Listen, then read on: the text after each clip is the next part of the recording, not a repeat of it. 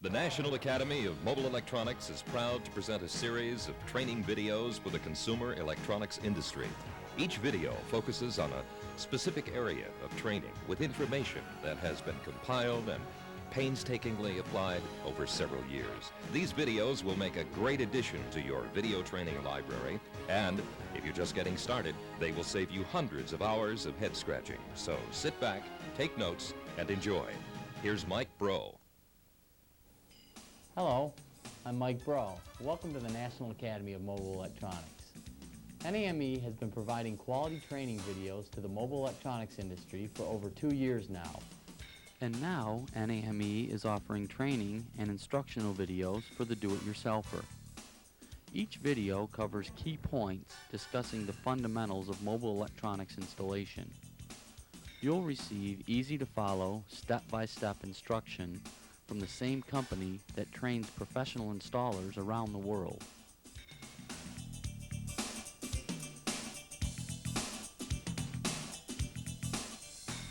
An audio system in the automotive environment is only as good as its weakest component. Oftentimes, the loudspeakers are regarded as an afterthought. On the contrary, loudspeaker selection and placement is arguably the most important decision made in the design stages of the audio system. In this training, we will demonstrate several applications and methods for installing loudspeakers into the automobile. We will cover proper placement, panel removal, safety precautions, cutting holes, running wires, phasing, and mounting techniques.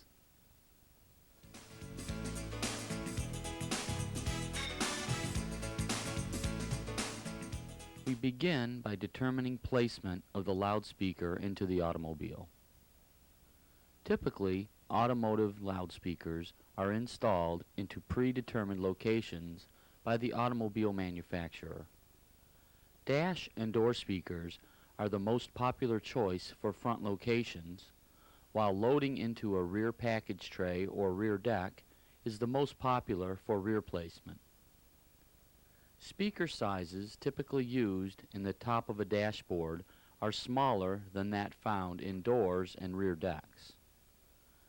These are the shapes and sizes of most loudspeakers manufactured today: 3-inch round, 4x6 oval, 4-inch round, 5-inch round, 5x7 oval, 5 1/4-inch round, 6-inch round, 4x10 oval, and 6x9-inch oval.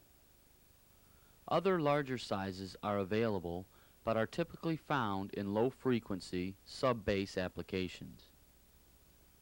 When choosing a speaker location, keep in mind that for a more accurate reproduction of the soundstage, the majority of the sound should come from in front of the listener. From this conclusion, it is always better to invest more on a high-quality speaker or speaker system to mount in front of the listener and less on the rear fill or speakers mounted behind the listener. A door cavity is a very good choice for a loudspeaker if it may be kept unobstructed from the listener. Dashboards are other popular choices. However, achieving a mid-bass fulfillment isn't always possible with this choice. If tweeters are part of the speaker choice, ensure an absolute line-of-sight path to the listener, as high frequencies are extremely directional. Angling a tweeter towards the listener is a technique known as imaging. True imaging may be achieved by tilting the center point of the loudspeaker on axis with the listener, as seen here. This process is not always possible when utilizing original equipment manufacturer speaker locations.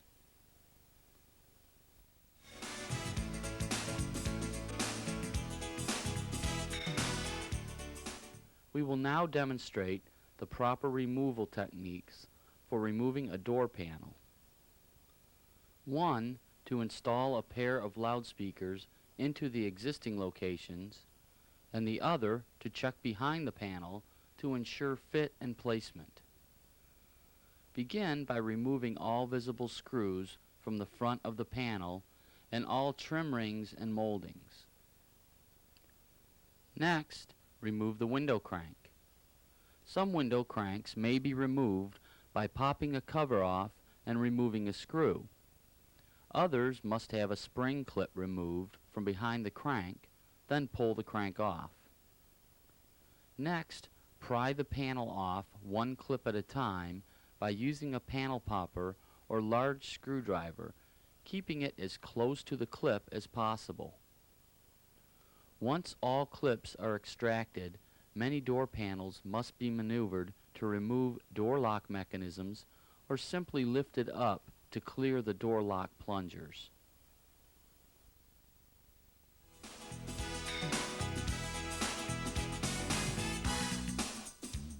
Once the door panel is removed, pull back the water shield without tearing or stretching it. Use a tape measure and check the depth of the door and for moving parts in the vicinity of where the speakers will be installed. In this case, the existing wires will be used. Simply remove the plug from the original speakers and solder or clip them to the new speakers. If possible, use as many of the pre-drilled holes used by the original speakers. If screw holes must be drilled, drill the hole using a 1/8 inch drill bit, then screw the speaker in place. If a new speaker hole must be drilled, measure and mark the coordinates before replacing the door panel, and be sure to put the water shield back in place.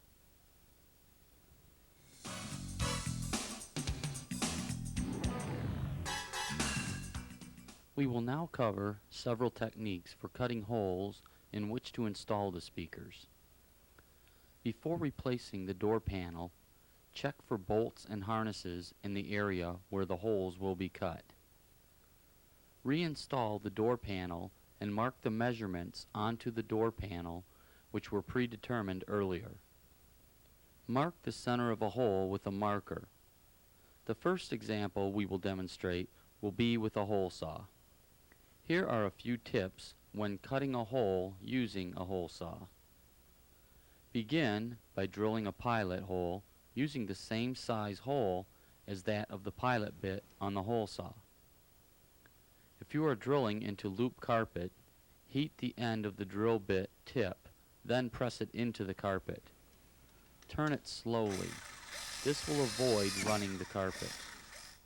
Once the hole has been piloted, start the hole saw in reverse until it has cut through the material.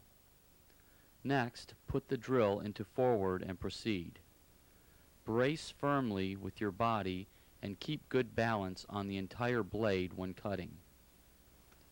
Be extremely careful when cutting through corrugated metal and do not put too much forward force on the drill motor. The obvious benefit of using a hole saw is the cleanliness of the cut achieved. The next hole will be cut using a more economical approach. Here we will use a razor knife and tin snips. First, draw a hole onto the door panel using the prefab template found in most packaging supplied by the manufacturer. Once drawn, cut the material with the razor knife. Then cut through the cardboard backing. Mark the hole onto the metal behind the door panel, then remove the door panel. Using the tin snips, proceed to cut the metal following the line. Once finished, use a file to file any sharp edges on the metal. Replace the door panel and prepare to run the wires. The final hole we will prepare is a 6x9 hole in the rear deck of an automobile. Most automobiles with pre-cut holes will have either a perforation in the deck covered with acoustically transparent carpet. If this is the case, pull down the sound deadening material stuffed in the hole, and then the hole is prepared. In a case where perforation is not offered, simply take a razor knife and shove the knife up through the underside of the hole to mark its location. Then from the top side, use the knife and it will follow the hole that was pre-cut in the vehicle. Keep the razor knife in an angle for best results when cutting through the cardboard.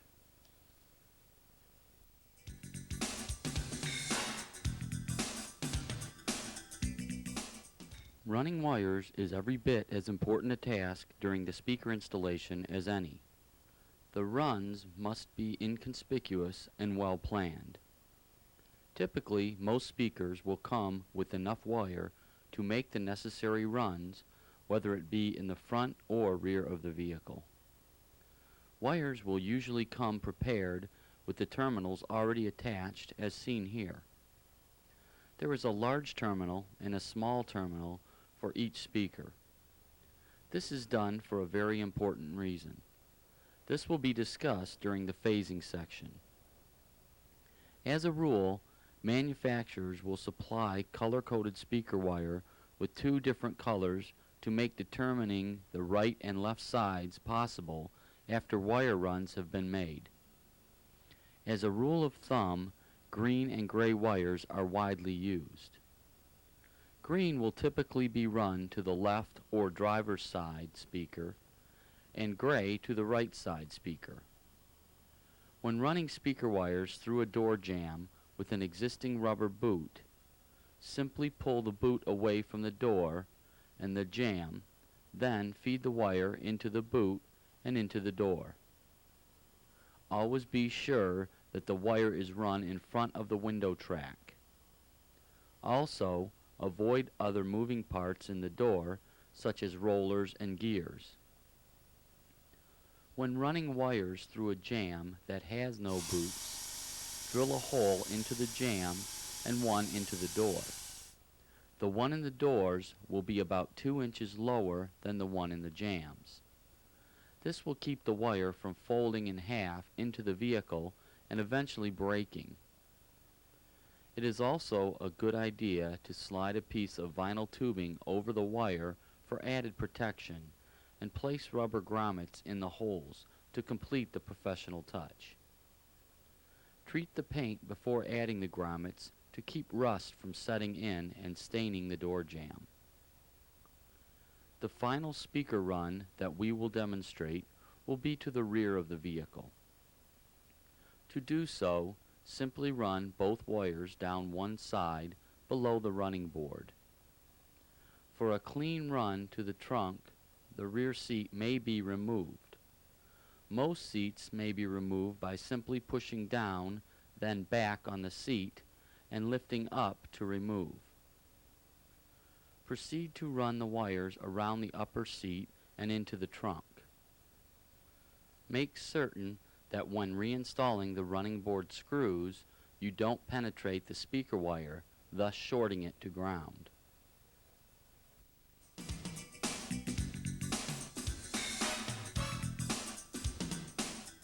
The phasing stage of the speaker system is very critical. If one speaker is out of phase with the system, the low frequency response, also known as bass, to the system will be greatly affected. Therefore, it is very important to pay close attention to the connection and termination of the loudspeakers. Earlier, we discussed the terminals on the speakers. As shown, the large terminal is attached to the positive side of each speaker, and the small terminal is attached to the negative side of each speaker. Also, each wire is color-coded with a stripe to identify the positive wire and the negative wire. Be sure to make the proper connections at the stereo. When a speaker phase is unknown, check the positive and negative phasing by popping the speaker with a 1.5 volt battery. If when hooking the positive wire to the positive side of the battery and negative to the negative side of the battery, the speaker pulses outward, then the phasing is correct.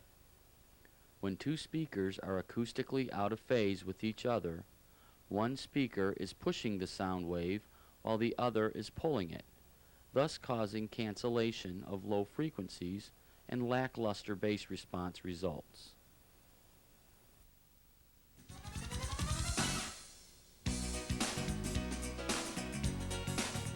Before mounting the speakers in the door, here is an important tip. Always leave slack, creating a loop at the bottom of the speaker, so if water does happen to follow the wire into the door, it will drip off before reaching the speaker and the terminals. Another important tip when mounting loudspeakers is always attempt to separate the front wave of the loudspeaker from the rear wave by ensuring a fairly well-sealed baffle. A speaker playing in an open-air environment without good wave separation will greatly lack bass response. When mounting the speaker, always try to hit metal with your screws. If this is not possible, add Timmerman clips to the door panel as shown here. Pre-drill all holes before screwing the speakers in place. This will prevent damage to the speakers during this stage. If mounting the speakers in the rear deck and the rear deck is perforated, you may choose to screw them in from the underside. Just be sure the screws are short enough so they will not penetrate the rear deck.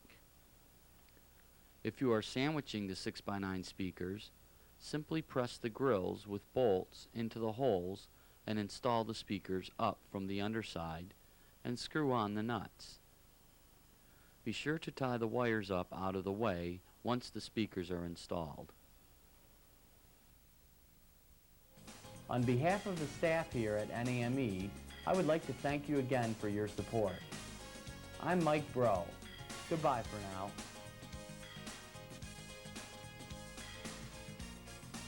This concludes our video presentation.